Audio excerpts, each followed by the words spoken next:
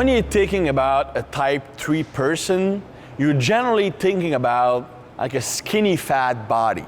Like not that much muscle mass, but still like a layer of fat covering the body, mostly in the abdomen region, indicating an in a chronic excess of cortisol and poor insulin sensitivity. Now, that is actually a catch-22 because a type 3 do need a higher carbohydrate intake for two reasons. But because of the poor insulin sensitivity, if they have too much carb at the wrong time or at the same time, they will pile on fat. So it's kind of like a weird situation to deal with. So that's why a type 3, normally it's the person with whom it's the hardest to have drastic body composition changes, both in terms of gaining muscle mass, but also getting leaner. What happens is that the type 3 do need the highest carbohydrates intake of all the 5 types because first, they are not good at handling stress. So they tend to overproduce cortisol. And one of the best ways to avoid overproducing cortisol is having glucose in the bloodstream before your body thinks about releasing cortisol. If you're eating those carbs after the cortisol has been released, then it basically does nothing because it's too late, the cortisol has been released.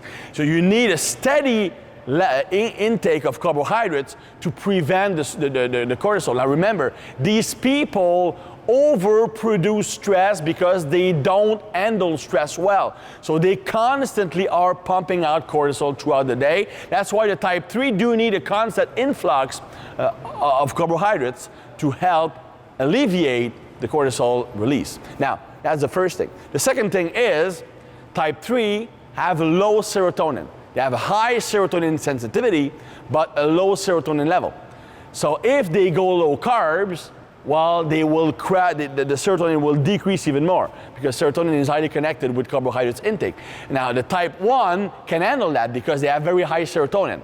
But the type 3, if they go low carbs, they will have depression-like symptoms, they can't focus, they lose interest, they become lethargic, bad mood, all that stuff. So it has many, many bad effects.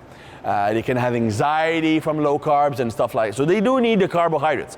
But they have poor insulin sensitivity because cortisol is constantly elevated. Remember, if your cortisol is constantly elevated for years, insulin is also constantly elevated to rebalance blood sugar level.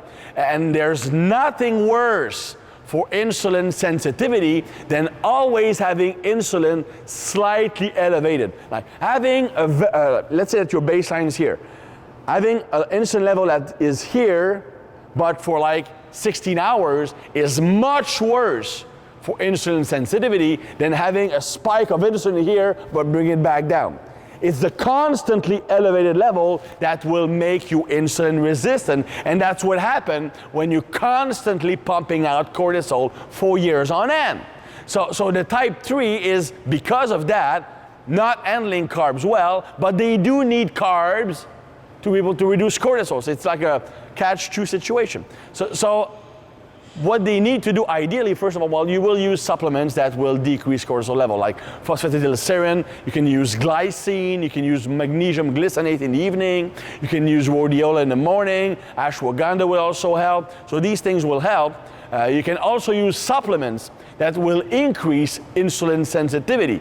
I'm talking like R-alpha-lipoic acid, like very high dose of fish oil, apple cider vinegar. You also have berberine, which is very, very effective. Actually, berberine is just as effective as the pharmaceutical metformin, so it's very, very effective.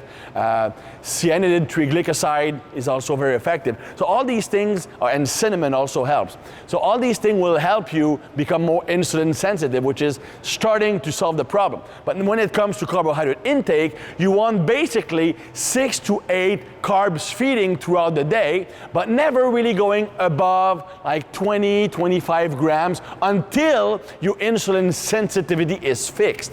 That will be enough to maintain that blood sugar level stable and decreasing cortisol release. So that would be my main recommendation for a type 3 personality.